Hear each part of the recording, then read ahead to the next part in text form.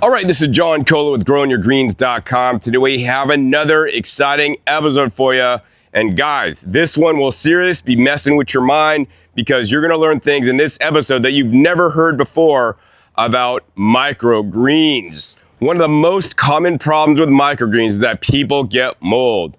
And the man here has solved the mold issue with microgreens. And it's by something that I never heard anybody say before. And this dude is, well, he is a genius, but he didn't just come up with this on his own or ask the AI for all his microgreens knowledge and insight.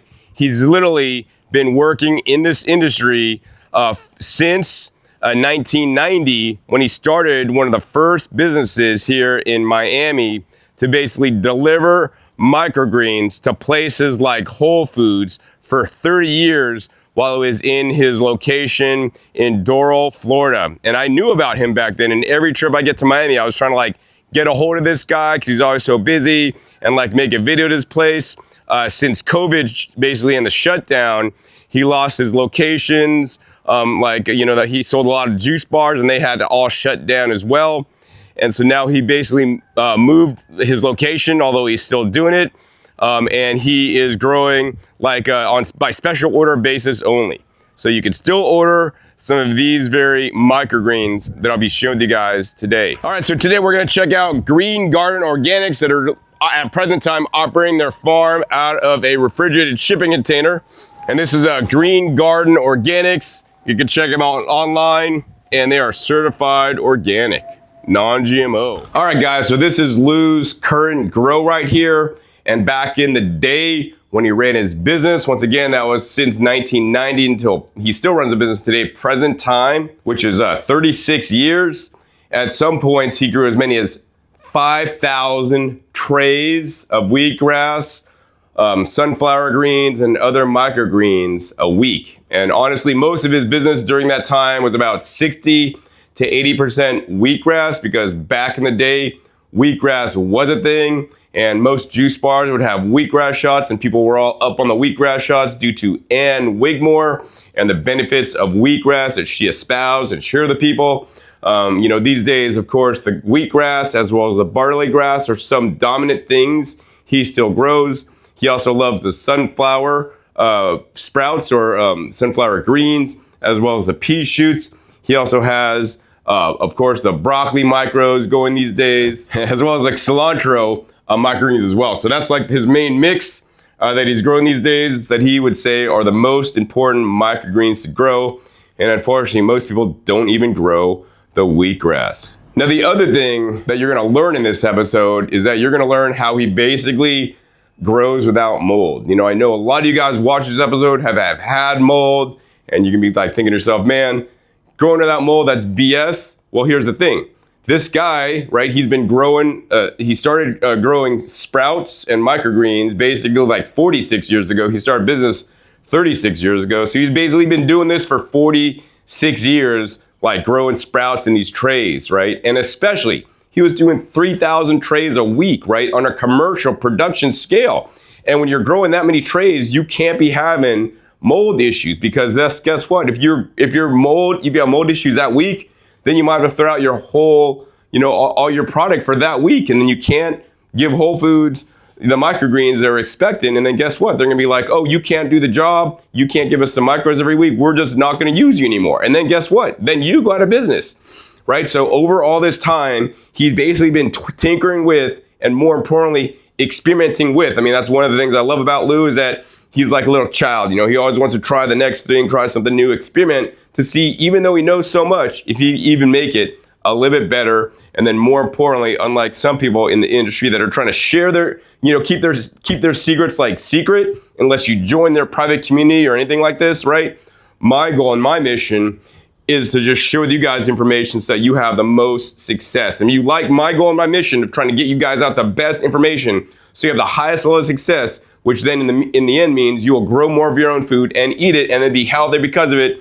Make sure you click that subscribe button right down below, and make sure you click the little bell. Help me get to 1 million subscribers. I'm getting really close, guys, and every sub helps me out. So thank you so much. So now I'm gonna show you guys a few of the ways he is growing the microgreens. That's a little bit different than most people I've seen. And once again, this guy has 46 years experience, 36 years experience of like growing on a production scale. And so first are the trays he uses, right? These are the trays he's using. He's not getting any kind of special trays, any kind of half, height trays, any trays that are like probably, $10 to $15 each and are reusable infinitely. So he just uses these trays that are from BWI, which are definitely a higher quality grade than some of the cheap ones I've seen, but not like the super high quality. So there's like mid-grade, but at the same time, more importantly, these are also very affordable. And check out the grate on the bottom, right? These aren't fully open on the bottom. These just have small like slits on the bottom, and that's what he uses. And the other thing, let's see if I can find a newly seeded tray here for you. And the other thing I want to show you guys is check this out. This is a tray that he just germinating out, cilantro. And if we just put the tray next to it, right, can you see how deep the soil is in this tray? The soil depth in this tray is no more than 1 inch, right? Some people say, oh, fill it up halfway, fill it up to the top, fill it up all this. People are just wasting extra soil, which can cause some extra issues, and once again, he has his own soil mix that we will share with you guys when I do the interview with him in just a little bit. The other thing he does is that he doesn't top water, right? He bottom waters. He has basically a flood system here that basically just runs water down, and each one of these trays flood, and then water is soaked up from the bottom of these trays because, if you're watering on the top, then guess what? Too much water equals mold.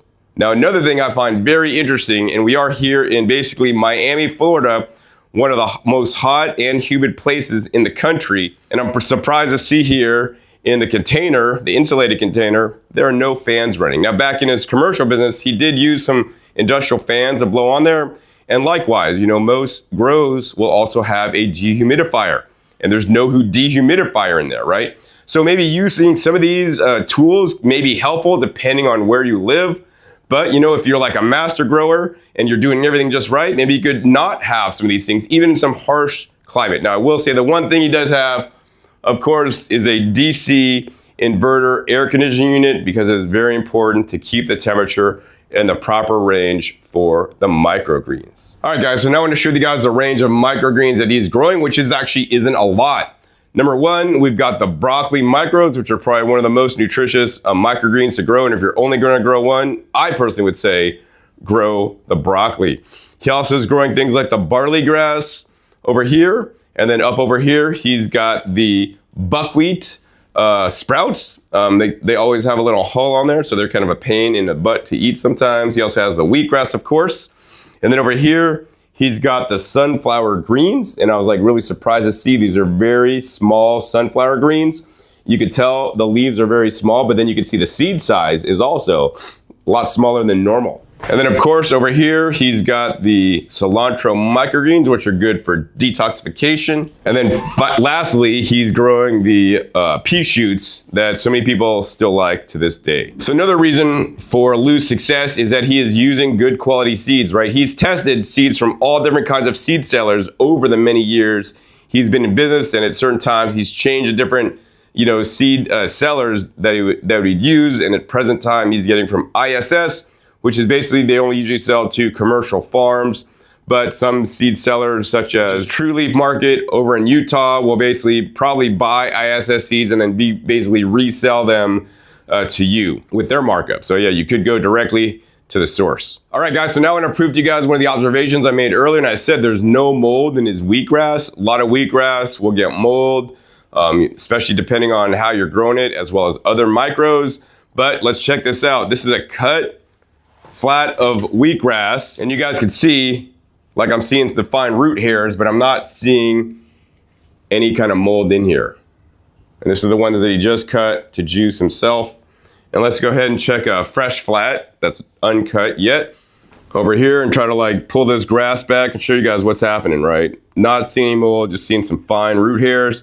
This is some of the cleanest grass I've ever seen. All right, so what I'm gonna do next for you guys, actually, I'm gonna go ahead and harvest the grass, which is another one of his techniques that nobody's ever showed me before. So we just got the grass here, and then most people may use a serrated knife, some other kind of knife, but he uses something very interesting. He uses a box cutter, right? And he talks to many different people in the industry who have businesses growing grass just like him.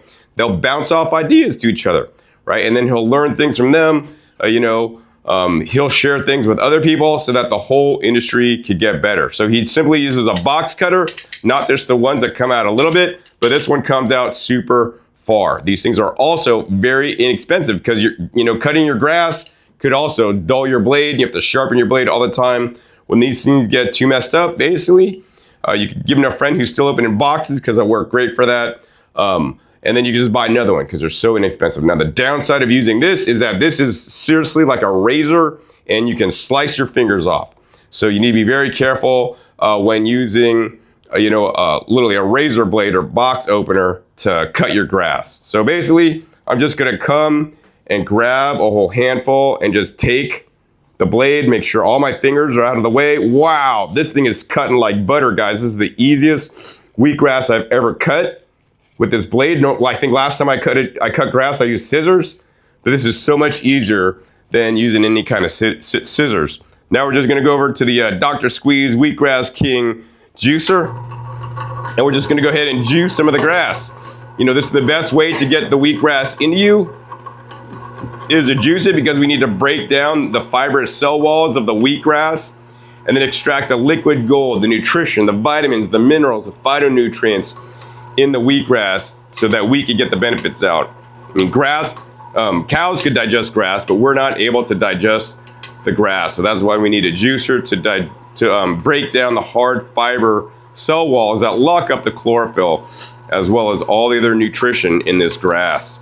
And that's one of the practices that Lou does every single day, is basically juices his grass as well as other micros every day so he can stay healthy and looking quite young.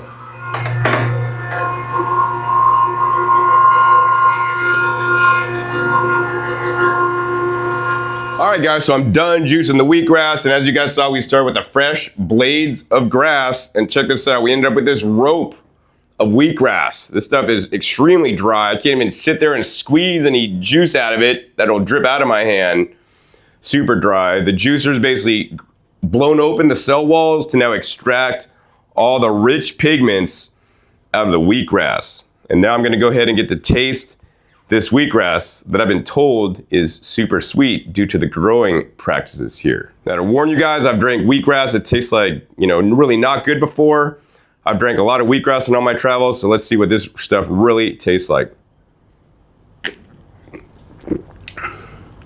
Wow, this is like one of the most, because I think I've had maybe one other one. This is one of the most mild wheatgrasses I've ever tasted. A lot of wheatgrass will taste hard and kind of like, I don't want to drink this, tastes gross. People like hold their nose to drink all the wheatgrass. This is actually pleasant for me to drink. Some of the green juices I make at home with like leafy greens taste stronger than this wheatgrass. So this wheatgrass, definitely amazing. Let me drink the rest here real quick. Wow, that's good. Now, I want to give you guys a special treat. So the cameraman today worked at an institute and he was like literally the nursery manager that promoted wheatgrass for like over 20 years. And now I want to get him to share his views on this particular wheatgrass grown by Lou. Hi, I'm Kailash, and I've been drinking wheatgrass juice since I've been 15 years old. And I'm very curious how this wheatgrass juice here will taste, having worked at several places around the world growing wheatgrass hydroponically and in soil as well. And let's give this a shot, the shot glass. Yeah, it does taste quite good. It is mild. It doesn't burn my throat like some of the wheatgrass juice I've had before. I have a little bit more here. I do enjoy this, yes. This is very good. So next up, I have the pleasure of interviewing Lou, the farmer that has been growing wheatgrass and other microgreens all these years, basically mold-free now after making lots and many mistakes during all the years of his business. All right, guys, so now the pleasure of interviewing for you guys, Mr. Lou, the owner of Green Garden Organics, the oldest grower of microgreens here in Florida, who's been basically running his business since 1990, and he's had lots of experiences growing these microgreens. And we're gonna ask him some questions today so that he could help you improve your grow without mold, as I showed you guys earlier, as well as a whole lot of other tips you've never heard in any Microgreens episode on YouTube before. Because why? Because all these people teaching microgreens, right, got into it relatively, sooner, right, than later, right? They just been doing it 5 years, 10 years. They've learned it from somebody else, and they're just regurgitating information that was said in the book. And then, guess what? People keep regurgitating information, and then it's like the same stuff. Nobody is trying to innovate, and that's what I love about Lou here, right? He's over 40 years, right, growing 3,000 trays a week, right? Every week, 3,000 trays a week, right? That's a lot of experience. Like if you're a painter, you're really good at painting. If you're an accountant, you're really good at accounting. If you're a car mechanic and you've been repairing cars for 40 years, right? You know all this stuff. But if you're like a neophyte, a newbie that just, start repairing cars, you don't have all the experience, right? You think you know it all, but you don't, right? So always go to like a trust mechanic and, for information in your life, for people, learning stuff that you want, the best information, go to an old school, old timer that's been doing it a long time. Now, I did say he is the oldest, but Lou, to me, you don't look like a day over 40. Check you out. Why is that? Well, I'm really, really fortunate. And thank you so much. And thank also your viewers, because people that I know that go after your videos, which I've been looking at your videos for a long time now, okay? They really want information, and real information. And something you also just mentioned, that for me is really important. I can't remember who were the guys, but there's some guys on the video, on the tube and in the media, talking about how to grow, and we teach you how to grow. And I listen to some of their stuff, John, it's ridiculous. It's BS. Just like you said, man. They're just repeating the regurgitation, man. And then words, it's not even right regurgitation. From a master grower that knows his stuff. So true, man, because once you start to grow 1,000 trays, okay, you get past 1,000 trays and you start to follow the way people tell you how to grow, you find if it's true or not. Right. Because once you hit 1,000, man, you got your peat moss, your perlite, your amendments, you see all hooked up in there. You're looking for results. And usually, in the book, something is telling you need to be corrected to what you're doing. And that's the difference in making yourself a master at what you do. The books are there, the information is there. The people have been on ahead of you. History, learning from history. Unfortunately, in this day and age in America, in my opinion, we're not looking at history and learning from it because we're kind of repeating. And once you learn from the history, you set that history down in your exact moment and you make your adjustments. Make your adjustments. Wisdom from the man. Learn from history, make your adjustments, because your history is not going to be exactly like the person's history that wrote the book, unless maybe they live next door to you. Typical example, we were putting together some growing rooms, and we found a book that told us the exact thing to do. And as we look and start to experiment with what they're telling us to do, they were totally wrong. They're totally wrong. Now, why would they say something totally wrong? Why would they teach you something wrong? Because they're looking at it from the scientific notes, okay? Not from on-the-ground notes. And what made me so different, because before coming inside, I actually grew outside for over a decade. Inside the business? From inside into a shell of growing using machinery, air conditioning, beet cooling machinery, all that stuff, So if you get to grow in the wintertime, that teaches you a lot about inside. You get to go in the summertime, it tells you inside it can't be too hot.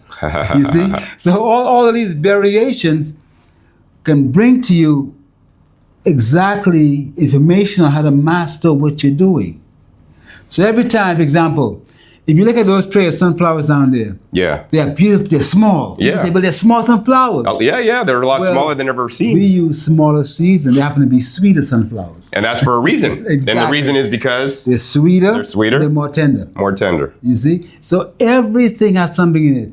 And the bigger ones, sometimes a lot of the top shells don't flick off as fast. Ah, wow. Yeah, I hate that when I buy sunflower greens, man. See, that's why you gotta listen to a guy that knows it. So on that, whoever told you this before about sunflower greens? I hadn't heard nowhere. I've been around a lot. What's he talking about, man? And it's so important because if somebody can say, hey, let's say a housewife says, my children, I can do some sprouting for my kids. I'll make them a salad or something for their sandwiches. She can make small sunflower greens. Put them on sandwiches, put their luncheon special on it, put a little mayo on it or whatever, mustard, whatever, on the bread. They got a nice snack, a wholesome sandwich, a nutritional meal.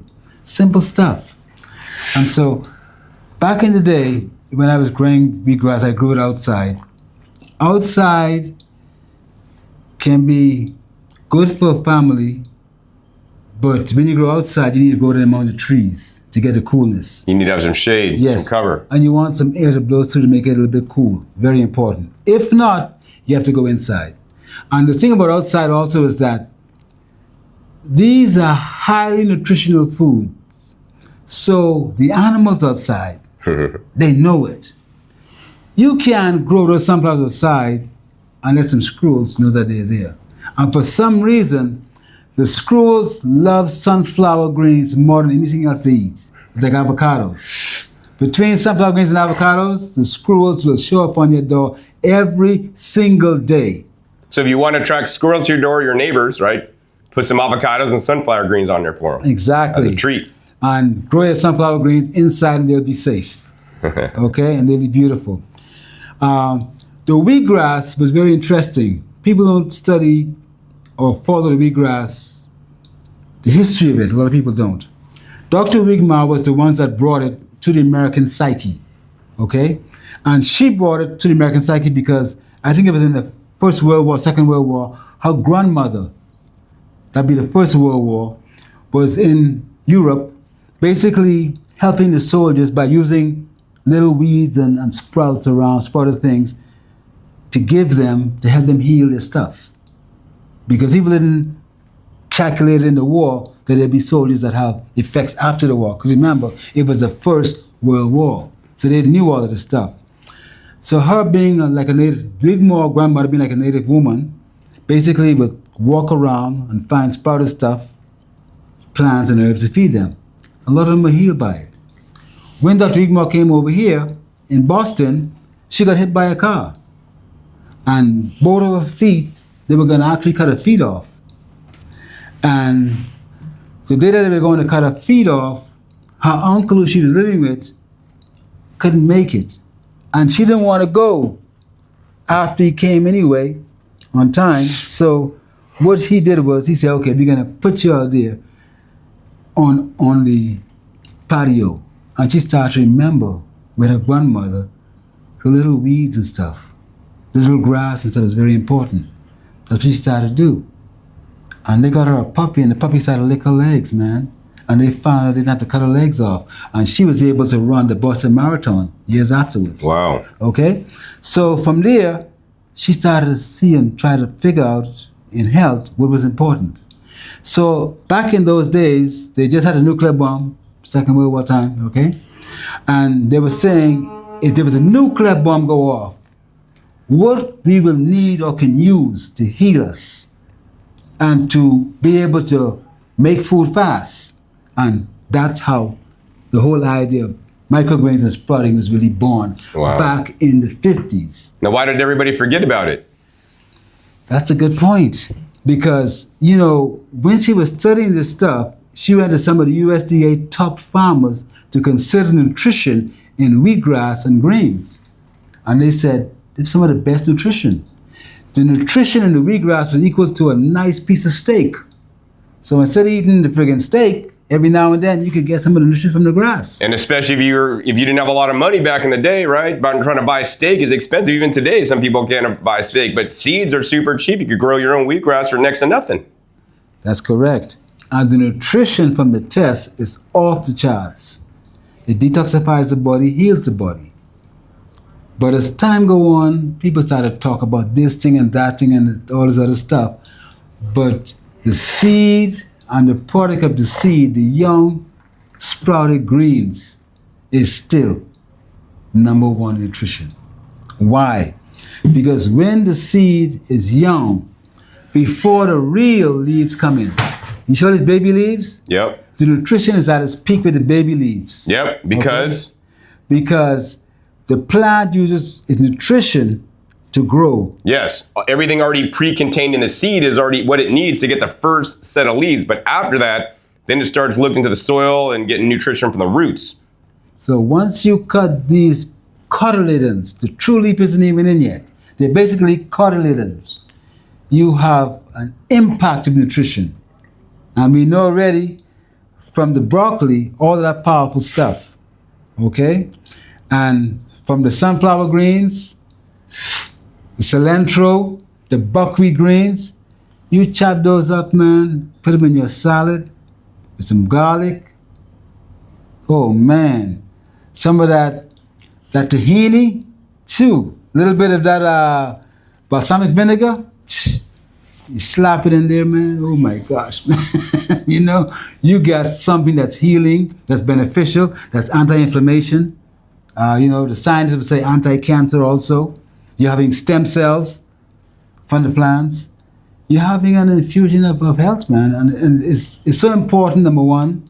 And number two, we're starting again in our society to understand these things. We're starting to see, especially after COVID, we need things that can give us a boost of nutrition, a boost of power, especially in our time. You know, and that makes a super difference, you know. And being a nutritionist, a lot of folks come to me after the doctor say to them, I'm sorry, I can't do nothing for you. They come, they look me up and say, Lou, you know, what can you do to help me? Seed, soil, water, you know. And the seeds for the microgreens are some of the most important things for the body. Even people are taking chemo, they drink the wheatgrass juice. They have them detoxified from the chemo. Because the doctors tell you, you do chemo, 5 years is all you got. We'll save you cancer-free after 5 years. Remember they say? So you have to maintain your life in a good way. And so I offer the greens to people.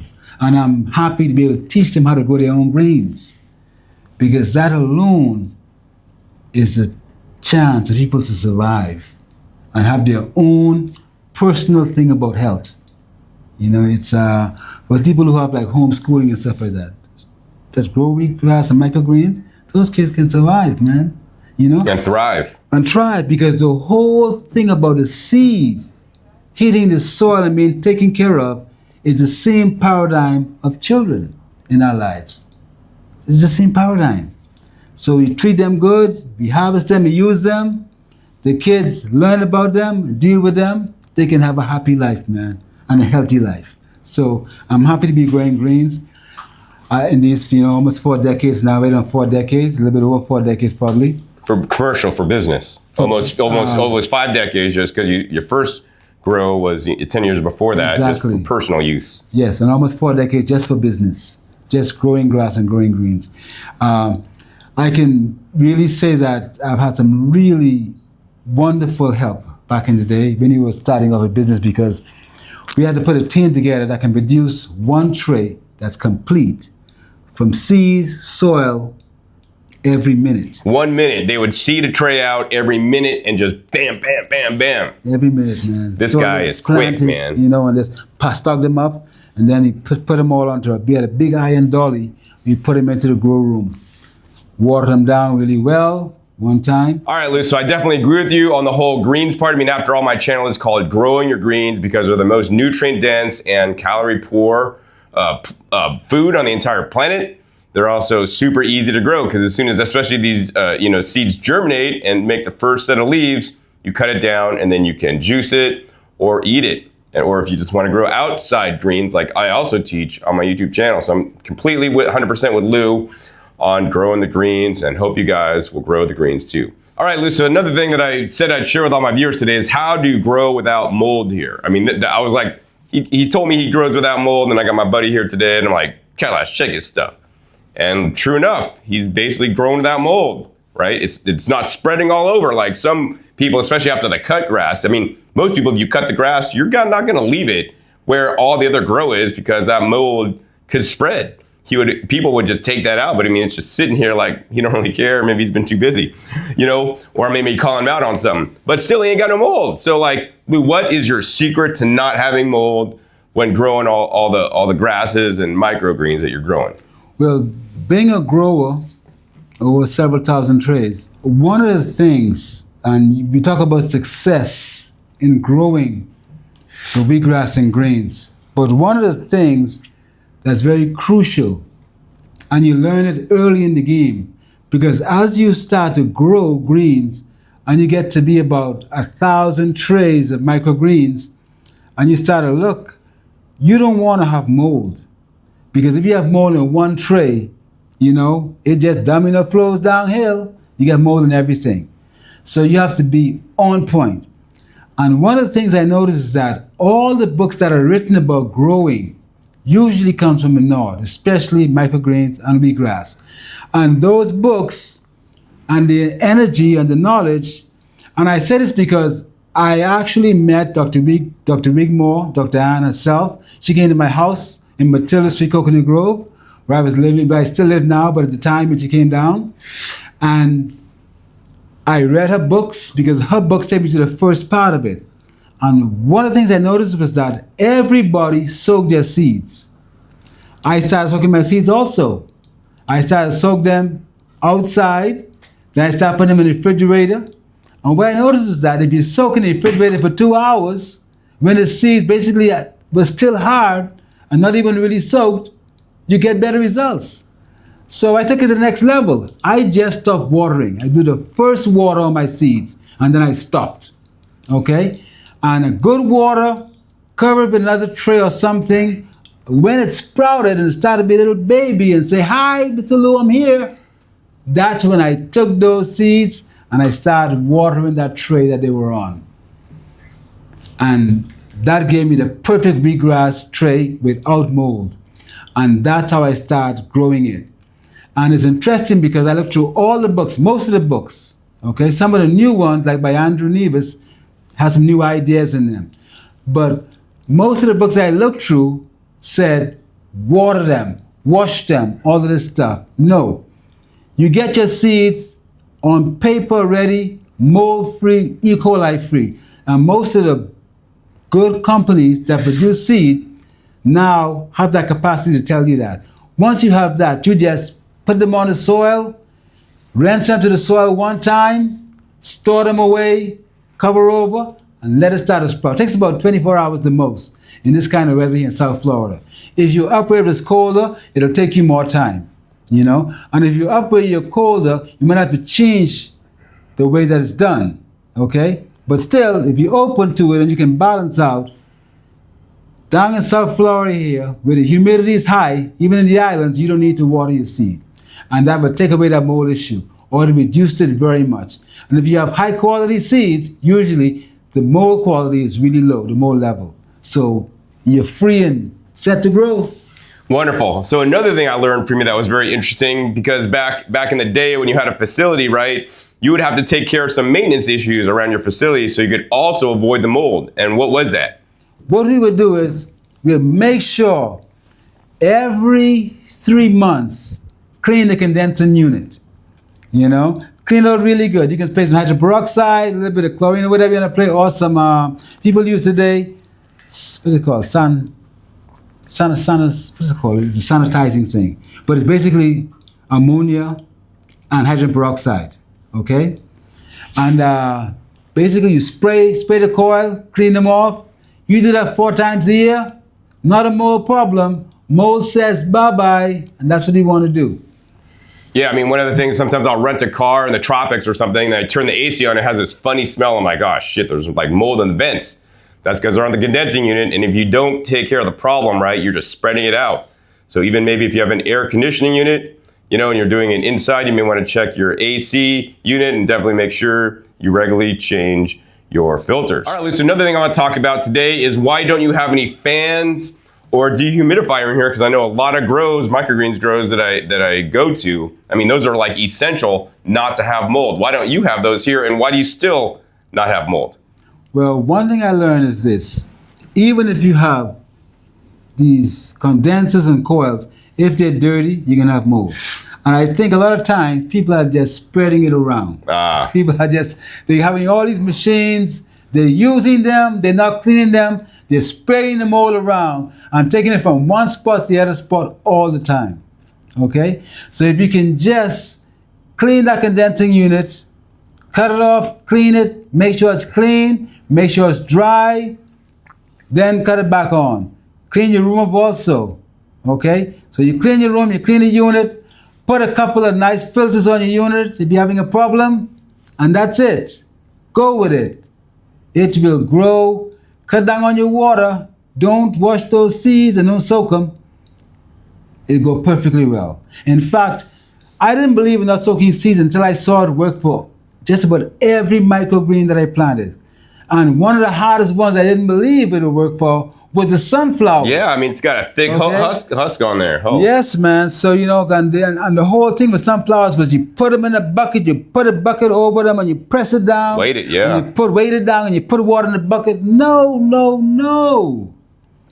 You take the sunflower seeds, as dry as they may be, you put them on your soil as you make your tray, water it one time, give it a heavy water one time, cover it over, let it sit for a day or two. And you go back there 2 days later or a day later and it's still not sprouted yet, water it one more time on top, cover it over, and the sprouts will come out. If it's a 90% sunflower seed germination rate, 90 out of every 100 seeds will grow on this method. And you won't lose any by the mold, because you know how mold goes. The mold cuts that rate down in no time. So that's very important. All right, Lou, another very important thing to me about you, unlike a lot of microgreens or even sprouting companies that I've visited in the past, is that you are certified organic. So do you want to talk about your dedication to organic and why it is so important and that other people should also grow organically? Oh, growing organically is very important.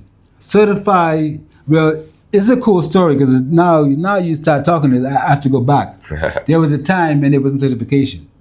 Well, you were around before they had certification. We had verification. You're an old timer. Yes, we had verification. Verification means I buy it from you. You tell me that's organic because what you do, and if you're close enough, and usually the farmers were back in the day, you say, hey Lou, this is what I do. This is what I grow. Come by and visit me. I'll show you what I do. I'll show you how I do it. That's how we did it. In the day's time, you know, the farmers and the growers are so, you know, they want to hide everything. You know, I can't let the guys see what I'm doing. I can't let them see how I'm cutting it. I can't let them see how I'm watering it. All of this craziness, but that's one level of growing. But as farmers, we need to be able to share the information and let the guy who does what he does well do that and support that. And that way, we're going to make some great systems. You see, back in the day, it wasn't certified. I would call Dale over there in Kansas, a cross seed. Hey, Dale, I need some sunflower greens. I need some wheatgrass. Well, Lou is still in the ground. We'll send it to you later on. We used to call it the donkey method. So about 3 months or so after you already harvest in the summertime, he would basically say, Lou, I'm ready for you, you know? And that's how it went. So when he shipped me seeds, I would hold them for the whole season. I didn't realize that in South Florida, if the sunflower seeds are here for a while, in the heat, the germ will slip away. In other words, the germ will drop on them. So you might have 100% germ today, and then a month from now, you have 95%. So then I learned that you had to put them in coolers. Okay, so it was the whole process. So that tells you that your seed needs to be kept in a cool storage. Yep. I've learned that over the years. It took me 2 or 3 seasons to learn that, but back in the day, there wasn't such FDA rules on these things. Now we have FDA rules. But from common sense, we learned that seeds need to be clean. We learned that if you go to a farmer, it'd be good as a farmer to third party test the seed. Test it for E. coli, test it for salmonella, whatever, listeria, whatever you can find on the seed. If he tests them and you know that his seed has been through that test, you know you're going to grow basically clean seeds, you know? Once your room is clean and stuff around you is clean. So some of these things we learned because we learned them just from farmers talking, and then the FDA coming and say, hey guys, you should wash your seed. A lot of times, a lot of seed washing things comes from the FDA. And other farmers who say you wash your seeds, you use so much. Back in the day when they were actually inventing all of this stuff, they were saying you need to put so much bleach on your seeds, and then we figure we don't have to use bleach. We can use hydrogen peroxide. Some people figure they can use silver water wash. So different kinds of ways. Getting your seeds organic is so important. It's very, very necessary because the organic seed makes sure that there's no GMO inside there. And it has so many more benefits going back to the body's inner, deeper health. Also, for our environment, it's very important that we grow organically. Remember, this is food. So you want to get the best seed that's organically grown. Because in sprouting, you don't want seeds that has all of that, let's call it pesticides for now, with all of the other deadly stuff that's not good for the body. Okay? And so being organic is very important. And being certified organic. A lot of my friends in the farming business say, when the government saw that there was money to be made organic, the government came up with their plan. I don't know if it's true or not, but organics has really been selling even before the time they decided to certify it.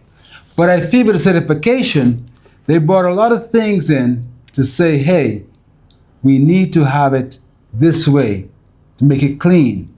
And over the years, most people don't know, they're still building on the organic thing, the organic method, the organic systems. They're still building on it.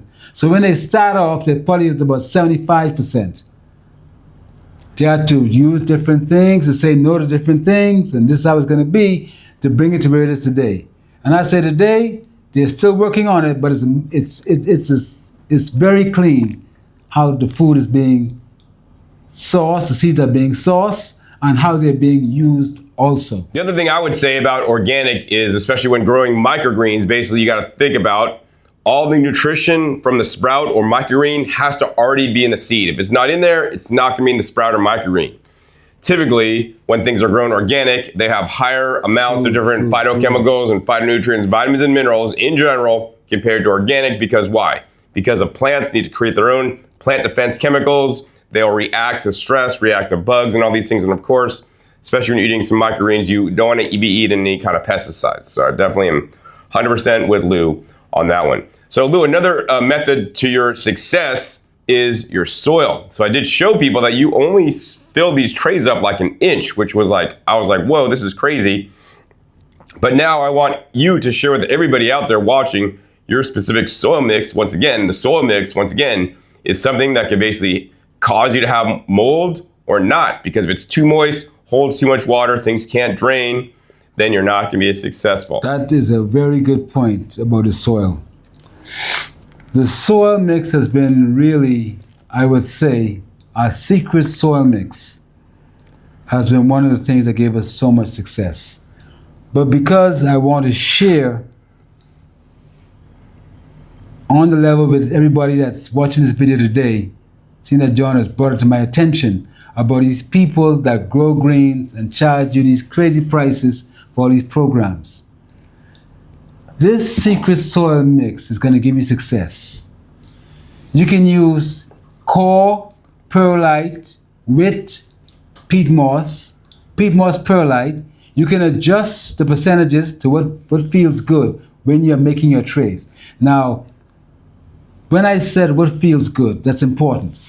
If you're making your trays, you're taking certain amount of peat moss, certain amount of perlite, certain amount of cocoa core. You're mixing it together. You're adding some kelp, okay? Kelp is a simple mineral source, but anything from the sea, like sea vegetables, is a good mineral source. When we say the good mineral source, these kind of mineral source energizes your microgreens by giving them, remember, every mineral is inside the sea. So there's a small amount of gold, a small amount of silver, a small amount of copper. All the microminerals and micronutrients, they come from the sea. So when you use something like kelp and you add it to your mix, your peat moss, your perlite, your kelp, even some crustacean meal, okay? Now, you can add so many other things to your soil, but that's the basic strategy right there. A little bit of worm castings in there, poof, you set off like a powder keg. Those greens will grab that, eat it up, and you will see the certain size, you will see in the colors of your greens, you will see in the taste of your greens.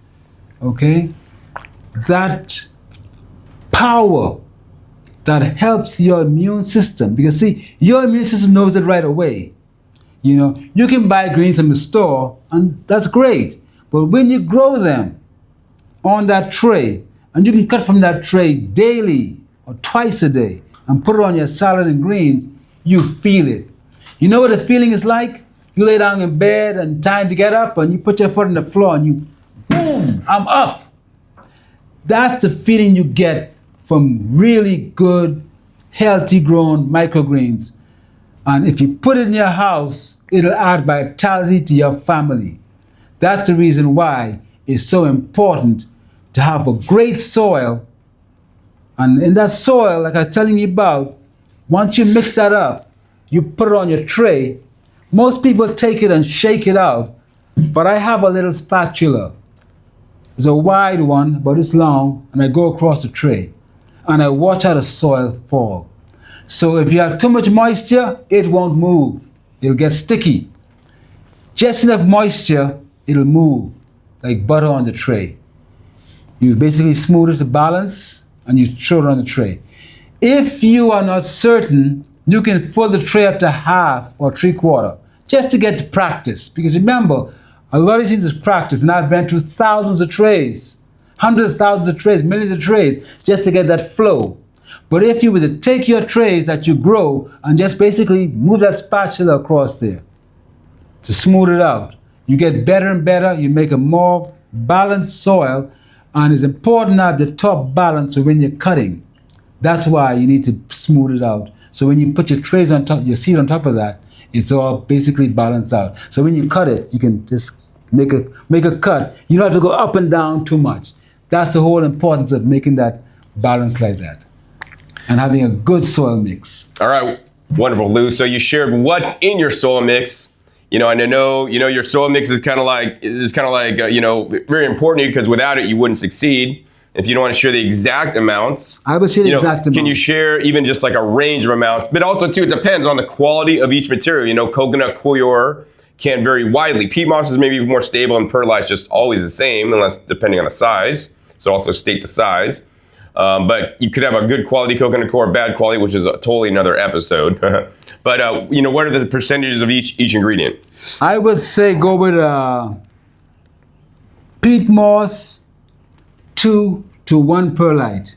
Okay? 2 to 1. 2 to 1. So 2 peat moss to 1 perlite. 2 peat moss, 1 perlite. Also, what I found that works also, the peat moss usually stretches out. So I usually say break the peat moss up. Put some gloves on, break it as much as you can, so it's basically stretch out. Okay? And when you put your perlite inside there, it makes a big difference. Okay? 2 peat moss to 1 perlite, you get a nice mix. And also, thanks for mentioning that. Remember now, you need to get the perlite not coarse, not fine, but like almost medium. Okay. That's very important, because I've used the bigger perlite before. It doesn't give you a chance to be able to pile your soil up good. It's just too big. Okay? That's more for construction. The fine perlite, it's okay, but it's too fine. It gets to be blowing all over the place. But that medium perlite is just right.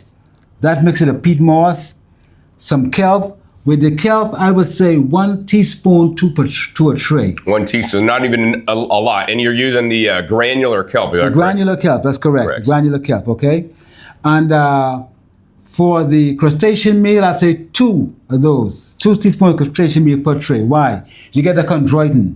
You get those minerals, you know what I mean? And is that like the fine ground or the rough ground? That's the rough grit. Okay, yeah, that's what I usually see. The rough grit, you know. I've had some of the fine grind also, which is also good too. You know, it works really well. The fine grind can work really well with the fine grind kelp. You put that in your soil, you mix it up, okay? You put it according to how many trays you're making. you know. And man, you have something special. And then how much coconut coir and worm castings? Coconut coir, worm casting, you can go 10 to 20% of the worm castings. But when you make this soil, remember it's special soil. Once you cut these trays and they've come to maturity and you cut them, those trays are actually medicinal for your garden. Because what's left from those trays, I've given it to people that have avocado trees, and they put them around the avocado trees or mango trees. And those trees maybe haven't been bearing for years, and they bear that year like they're crazy. People can't believe it, okay? So the whole process of growing the microgreens itself, and this method that we're using, these trays can be reused, and your soil can actually be composted, covered up, let it get to a high level of heat. These trays, when they finish, you know, in a pile, and that can actually be soil to use again. Powerful to use again, because there's certain aspects of it is still developing organically as you use it. You know, the whole compost method, you know. So it's really a powerful thing. So as a 20% of the worm castings, 10 to 20%, with kelp, a teaspoon per tray. With the crustacean meal, that's 2 teaspoons per tray. You get powerful green, incredible tasting greens, and very nutritious greens. And the coconut coir, you left that out. The coconut coir, I would say, I put a 30% coconut coir. You can put 30% coconut coir, 20% peat moss, and a 20% perlite. And that's a nice mix also. I see. So can they use coconut coir or more peat moss? Yes. Like either or? Either they or. don't necessarily need to use both? And that's a fine core. That's very important, the fine core. You don't want to use the coarse core, because the coarse core, when you're using anything that's coarse in these trays and you're mixing it, the coarseness tends to interfere with the balance of the soil on the tray in the mix. So you want to put everything in a certain way where it's, you got the medium perlite, we know there's the rocks in there, you got the peat moss that you basically grounded up, and you got the fine core. You put them together, not a lot of water, just enough to make it move. You know what I mean? Just enough where it's damp. Just enough where you can put it in your hand and you hold it, and when you hold it and you open your hand, it starts to open it back again. Oh, wow. Okay, that's important. You know, because if you mix it and you can open it up and it wouldn't open up, you know that it's not going to work on your trays. It's going to be, you have to move it. But if you take it like this, just enough water where you open that up and it starts to open up again, you know it's perfect. It's ready to be able to move. Wow. So it sounds like to me that, you know, there's some like learning curve, and kind of you're going to have to learn based on the materials you're using, what's going to work for you. And it's not just like, do this recipe every single time. You got to modify and adjust a little bit. So Lou, how many times did it take you to modify and adjust to find this specific kind of mixture yourself? Well, it was really neat, because when they had the COVID time, you couldn't get the peat moss from Canada. So you had to adjust with the coconut coir and a little bit of peat moss, and you know. And one time the perlite, I used to go to Grace up north in Fort Lauderdale, and one time they didn't have business here anymore. Oh, so they went out of business? Yeah, so I had to like find, you know. Well, they wasn't giving it to small farmers. You had to buy like a whole bunch, like a truckload, you know? Not just a few pallets, you know? I'm used to getting a few pallets. So a few pallets, I went to BWI, they found it, beautiful perlite, excellent, you know? And once your material is need grade material, you can do wonders, man, you know? Because remember, in this growing, you're building a platform to put the seeds on, you know? We never think of it as like, you're basically doing the same thing a contractor does. To build a house, you have a platform. You're building a nutritional house. So you need a perfect platform, just good foundation. Good foundation to be able to grow, not only to be able to grow, but also to cut evenly, just about, and easily. Because you don't want to be like having to take a day to cut a wheatgrass tray or even an hour. No. You want to cut that, compost it, put it in the bag, and get to eating and plant for your next grow. I mean, you know, something like that, yes. All right, Lou, so we talked about the soil, we talked about the seeds, we talked about a lot already, but one of the things we didn't talk about is watering. I did mention earlier when I showed you his grow setup is that he does only bottom watering. So Lou, do you want to discuss about why do you bottom water? How often do you water? And what would what are your tips and tricks you want to share with people about watering so that they can learn from all the mistakes you made in the past? Yes. Well, one thing I've learned, which is really a new thing to me, because I was water on the top for many, many years, but we were playing in the warehouse, we had a place where we can actually research and develop. And what we noticed is that if you take a tray and put it down on the water from the tray, it will grow a lot more roots to the bottom. And you won't have much problem with the mold because the top can is dry. Right. Okay? This is particularly for this system here. When I had the PVC system, I would put a tray on the PVC. And just for fun, I used to water under the tray. Under the tray? Yes. And we had some air plugs because we were playing with the aeroponics sort of, just a little bit playing with research and development. And we noticed that the roots would really grow long. And if you do the mixture of a little bit of kelp and water, and you spray those roots with air, it will grow, man. You spray them with air, not water. Air and water. Air and water at the same time. Yeah, like a mix with air and water. Wow. And they started to grow, man. So from there we learned that the roots will grow on the bottom, the plant will grow on top, and if you water the bottom and it stay dry, it won't mold. Right, another trick for not having molds. And man, we took it and used it. And when you have 10 trays and you have 10 people that want wheatgrass, it's important that those trays are perfect. When you're growing 1,000, 2,000, 3,000 trays and you're in a room, it's important that you have no mold. Because if you have mold, you have to plant twice the amount of tray to get ahead of the curve. And that's basically how I learned a lot of time. You grow 1,000 trays, man, and the 1,000 trays you go 2,000 trays, you cut 1,000 and the rest are molding, and you're in between. You have to tell your guys, hey guys, I need some guys to clean the place up, tray everything out, clean it all down. 2,000 trays, you got to catch up and fill in between spaces. And that taught me a lot about growing, how to maintain, how to grow.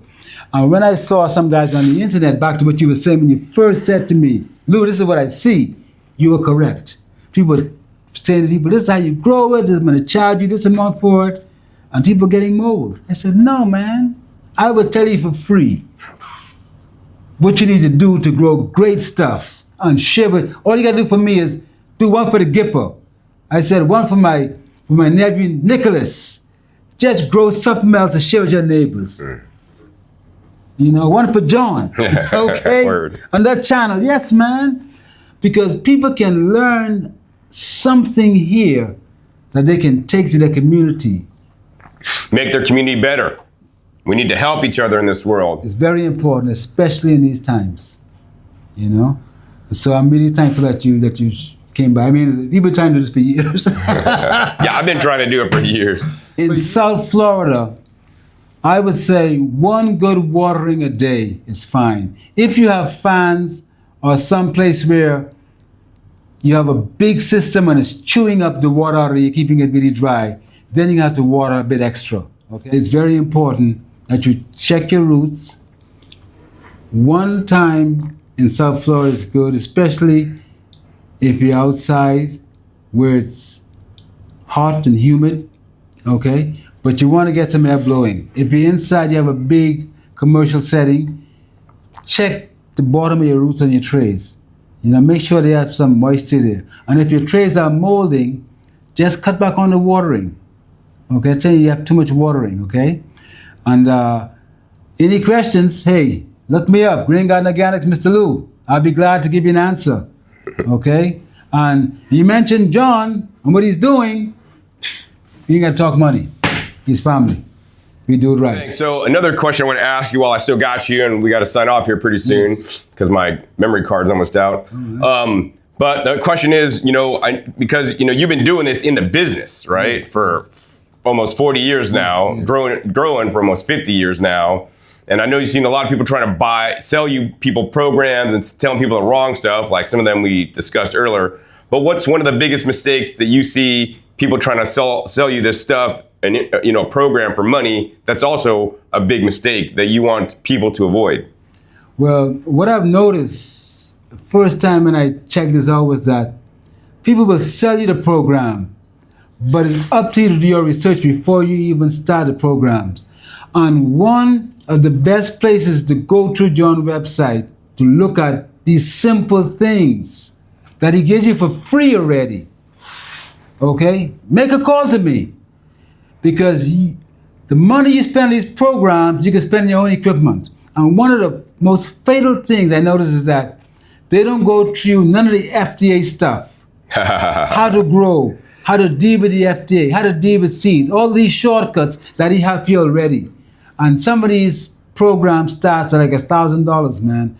When I saw that, I said to myself, these people are not patriots, they're scoundrels.